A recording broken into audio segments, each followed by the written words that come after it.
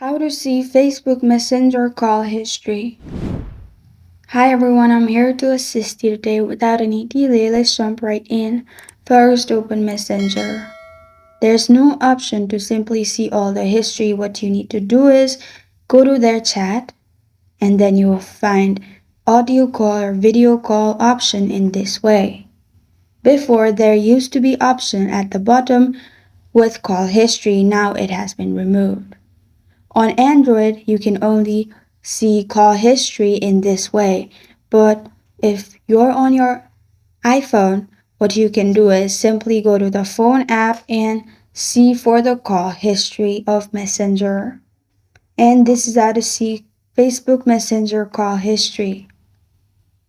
Thank you for joining me today. If this video helps you out, please leave a like and subscribe for more. Got a question or want to suggest a topic? Comment below. Thank you for watching.